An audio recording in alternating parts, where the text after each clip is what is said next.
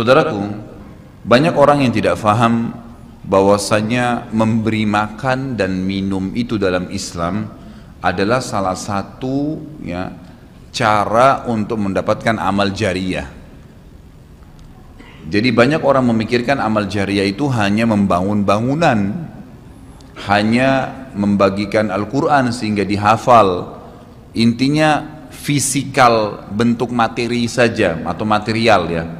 Lebih ke masjid, lebih ke bangunan, lebih ke jalan, lebih ke sumur gitu kan.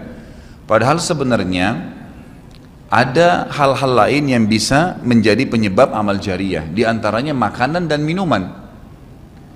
Jadi hadis Nabi SAW yang sahih riwayat Imam Ahmad, ini rahasianya di hadis ini. Kata Nabi SAW, ma wudi'a ta'amun illa wada'allahu fihi barakah.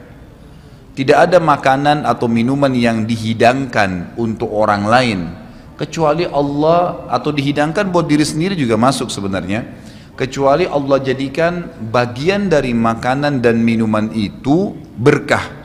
Maksudnya berkah apa? Kata para ulama, dia akan berada di tubuh orang yang mengkonsumsinya selama dia masih hidup. Jadi begini, orang tua kita semua, Bapak Ibu sekalian, orang tua kita, seperti saya, orang tua saya misalnya, pada saat saya ceramah di masjid ini, saya mendapatkan pahala karena menyampaikan agama Allah, insya Allah, bila diikuti dengan keikhlasan. Semoga Allah ikhlaskan niat kita. Orang tua saya panen pahala saya. Kenapa Bapak Ibu sekalian?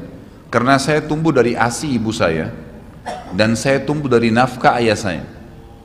Makanan, minuman yang saya makan selama ini sehingga membantu pertumbuhan badan saya menjadi besar dan akhirnya saya bisa hidup, maka itu menjadi amal jariyah. Makanya dalam hadis riwayat Imam Muslim, seorang sahabat bertanya, ya Rasulullah, ayyul islami khair? Perbuatan apa dalam Islam yang khair? Khair ini yang baik sekali, pahalanya besar sekali, selain yang wajib, yang sunnah-sunnah aja nih. Nabi SAW tidak mengatakan perbanyaklah sholat sunnah. Kenapa? Sholat sunnah secara individual, puasa sunnah, zikir, ngaji, bukan. Karena orang ini mengatakan khair artinya yang banyak sekali pahalanya, banyak sekali manfaatnya dan ringan, sunnah. Berarti orang lain bisa merasakan. Apa jawaban Nabi SAW? Tut'imut ta'am wa tusallimu ala man ta'rif wa man lam ta'rif.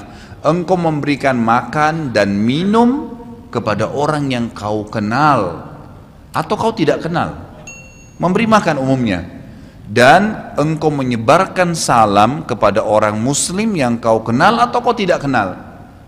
Tapi saksi bahasan kita potongan awal hadis ini, di mana Nabi SAW menjadikan amal yang paling baik, besar pahalanya dalam Islam ternyata memberi makan dan minum orang lain. Kok bisa? Bukankah dalam secara akal kita, kalau kita makan dan minum kan habis gitu kan? Ternyata yang dibuang oleh tubuh itu yang tidak dibutuhkan saja. Yang jadi, mohon maaf, air seni kita, air kencing dan buang air besar jadi tinja, itu yang tidak dibutuhkan oleh tubuh, tapi yang dibutuhkan diambil, diserat gitu kan? Dia akan menjadi bagian daripada otot-otot, urat-urat yang memang membutuhkan pembaharuan, atau bahkan menjadi bagian daripada darah di tubuh kita dan seterusnya. Tubuh kita terdiri dari 75% air, dan Allah SWT mengatakan dalam Al-Quran, a'udzubillahi minasyaitonirrajim, waja'alna minal ma'i kulli syai' hayy. Kami jadikan dengan air itu segala sesuatu bisa hidup, dan memang seperti itu. Manusia bisa hidup dalam sebulan tidak makan, tapi manusia nggak bisa hidup kalau sebulan nggak minum. Bukan sebulan, seminggu nggak minum. Makanya para sahabat, beberapa riwayat menyebutkan seperti Abi Dzar radhiyallahu anhu, beliau mengatakan waktu beliau datang ke Mekah untuk mencari tahu berita tentang Nabi SAW, saking khawatirnya kalau beliau mengaku mau cari Nabi, karena semua orang yang datang dari luar Mekah mencari Nabi Muhammad SAW waktu zaman di Mekah itu digebukin atau dipukul. Dia dari suku Kifar, dia khawatir. Maka dia bilang, karena khawatir saya ditahu orang asing, saya juga kalau beli nanti retorika bahasa saya berbeda, maka saya minum air Zam-Zam. dan selama beberapa hari dia tinggal di Mekah itu 2 minggu cari Nabi SAW, 2 minggu minum Zamzam nggak makan apa-apa dan bisa gitu kan minum air. Beberapa sahabat juga dalam riwayat Bukhari menjelaskan mereka pernah tinggal di Mekah selama sebulan tidak minum kecuali air Zamzam, bisa hidup. Apalagi memang Zamzam punya kelebihan ya. Zamzam itu kata Nabi SAW adalah makanan dan minuman yang menyehatkan dan mengenyangkan. Tapi intinya air gitu kan, intinya air. Fungsi air banyak sekali kan gitu. Tadi kalau kita masuk makanan dan minuman dulu, memberikan makan dan minum dalam Islam ini sangat besar pahalanya, sebagaimana saya jelaskan, dan termasuk amal jariah. Di dalam Islam ada beberapa kegiatan yang kita disuruh untuk memberikan makan dan minum orang, seperti misalnya membuka puasakan orang lain dengan minum dan makan, dan dijanjikan pahala yang besar. Man fattara sha'iman kana lahu mithlu ajri sha'imin min ghairi an yanqus min ajri sha'imin syai'a. Siapa yang membuka puasakan orang lain, maka dia akan dapat pahala orang itu tanpa dikurangi sedikit pun dari pahala orang yang buka puasa tadi. Dan Umar bin Khattab radhiyallahu anhu pernah memanen pahalanya satu kota Madinah di zaman khilafah beliau dengan air. Jadi zaman khilafah beliau di akhir hidupnya, atau maaf di akhir khilafahnya beliau sempat di akhir Ramadan juga, bukan di akhir khilafah, mohon maaf, di akhir Ramadan, dia salah satu tahun khilafahnya beliau sempat ingin membuka puasakan orang, sudah mau habis Ramadan, ingin dapat pahala. Waktu itu beliau jadi khalifah, jadi raja, diiklankanlah di Madinah, ya dia bilang pada pembantunya, gulamnya, tolong iklankan kalau saya akan buka puasakan orang, ingin cari pahala. Orang semua diiklanin, Amir Mu'minin bin Khattab mengundang buka puasa, orang-orang pada berbondong-bondong datang. Yang undang siapa? Raja. Yang orang bayangkan ini akan ada kambing bakar, yang akan ada ini, akan ada itu, macam-macam. Raja yang undang, gitu kan. Ternyata Bapak Ibu sekalian, waktu sudah ngumpul semua jemaahnya, masyarakat depan Umar menyuruh membagikan gelas-gelas yang zaman itu memang terbuat dari tanah liat. Kemudian dibagikan satu-satu dan disuruh antri di sumur, gitu kan. Karena memang mereka minumnya di sumur waktu itu, tidak ada sumber air yang lain, gitu kan. Mereka antri di sumur, lalu mereka ambil isi air masing-masing di sumur itu, antri kemudian sambil duduk. Setiap kali seseorang di antara mereka dituangkan air di gelasnya, mereka berkata, mungkin sebentar keluar kurmahnya, makanannya dan seterusnya. Begitu terdengar azan, kata Umar kepada pembantunya, sampaikan kepada seluruh muslimin, silakan berbuka puasa dengan air yang ada di tangan mereka. Maka dia pun mengatakan, silakan buka puasa, dan selesai segelas air ini, maka selesai buka puasanya Amir Mu'minin, gitu. Orang akhirnya bubar, tapi pada saat itu orang faham Umar bin Khattab ingin mencari pahala orang, gitu kan, ingin mencari pahala saja. Dan ini sudah saya tekankan, kalau menjelang Ramadan, Anda juga bisa ikuti pengajian saya di YouTube, ada judulnya Dahsyatnya Ramadan.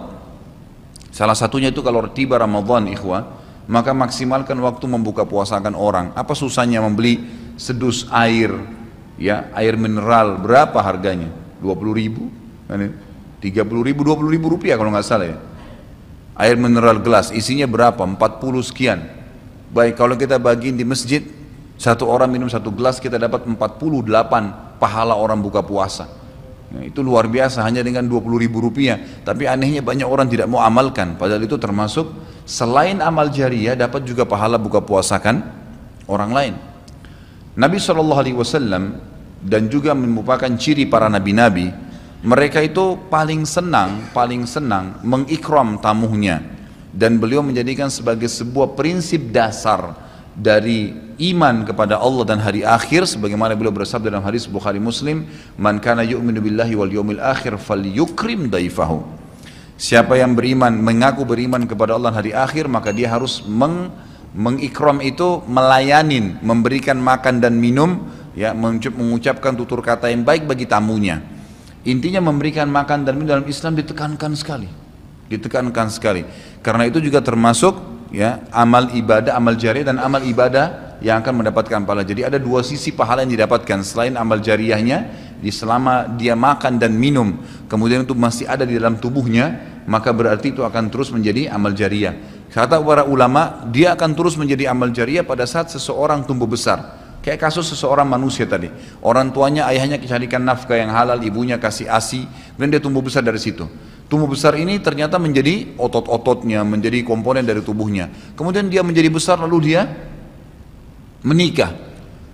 Dari komposisi tubuhnya tadi, ternyata ada yang mengalir di sperma dia kepada anaknya. Kemudian anaknya tumbuh besar juga dari situ, dan seterusnya. Jadi amal jariah selama masih ada manusia itu. Jadi seperti itu luar biasanya gitu. Di antaranya tadi saya bilang, kita bisa mendapatkan pahala dengan buka puasakan orang. Yang kedua, mengikram orang. Mengikram ini memberikan, menyuguhkan sesuatu buat tamu. Ya. Termasuk ya, yang dianjurkan adalah sering-sering ya, mentraktir orang lain. Ada kultum saya itu. Subhanallah, saya isi salah satu pengajian di salah satu kantor di Sudirman ini. Sampai saya dibisikin, Ustadz, setelah saya nonton di YouTube ceramahnya Ustadz tentang traktir, ini teman-teman semua pada berebut nih, saling traktir-traktiran gitu. Jadi nggak lagi nunggu temannya yang bayar, tapi dia yang bayar duluan. Ternyata itu amal jariah ya Ustadz ya. Oh iya, amal jariah. Kan gitu. Memberikan makan orang, bayangkan kalau dia makan dan minum dia kenyang, kemudian ada yang jelas pasti ya, makanan minuman yang dimakan dan diminum itu pasti ada bagian yang akan menjadi komposisi tubuhnya, nggak mungkin semua terbuang. Maka itu berarti akan jadi amal jariah. Apalagi kalau dasarnya yang kita berikan makan orang-orang yang bertakwa, orang soleh, luar biasa, makin kuat dia beribadah. Ciri Nabi Ibrahim alaihissalam, Nabi Ibrahim itu malah luar biasa ikramnya, ya. Dia suka dengan tamu, sampai-sampai kalau dihidangkan makan, cirinya beliau nggak pernah makan sendiri. Pasti habis dihidangkan makan, dibuka pintu rumahnya, siapapun lewat dipanggil makan sama dia. Syekh bin Baz hafizahullah rahimahullah, beliau sudah meninggal. Salah satu muridnya menceritakan, beliau itu punya rumah, ya, rumahnya dia di belakang atau di samping rumahnya itu ada sebuah tempat yang kosong, pakai AC, ya dilapangkan seperti masjid inilah. Setiap hari beliau menyiapkan makan siang dan makan malam untuk 600 orang. Setiap hari. Siang itu untuk 600 orang, malam untuk 600 orang. Jadi 1200 orang yang makan setiap hari. Atau 1200 porsi lah ya. Kalau orang yang sama makan siang dan makan malam. Sampai-sampai beliau bukan mengundang ya, enggak diundang orang. Jadi awal-awalnya saja diiklanin. Jadi kalau sudah tiba waktu makan siang, yang lagi nyapu jalanan mampir, yang lagi lewat mampir, yang muridnya mampir, yang kerabatnya mampir, pokoknya mampir 600 orang. Siang malam, tiap hari sampai belum meninggal. Itu bagaimana mereka mengikramnya. Kadang-kadang kita subhanallah, makanan kita taruh di kulkas sampai rusak, nggak mau dibagi kepada orang. Pelitnya luar biasa. Kalau buahnya lagi berbuah dibungkus, nggak mau dibagi ke orang lain. Padahal sebenarnya rahasia untuk menambah berkah sesuatu benda, rezeki kita, itu diinfakkan dulu. Kata Nabi SAW di dalam hadis Bukhari, Allah SWT berfirman, ya ibna Adam, anfik alaik, wahai anak Adam, infak dulu baru saya infakkan kepadamu. Artinya baru saya berikan, bukakan rezeki itu.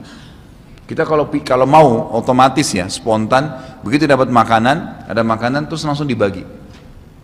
Dibagi langsung pada saat itu. Nih, bagi sama teman misalnya, atau kita porsinya sebagian, atau kita beli bungkus yang lain. Ini saya beli satu bungkus makanan 10.000. Beli satu bungkus yang lain khusus kasih fakir miskin.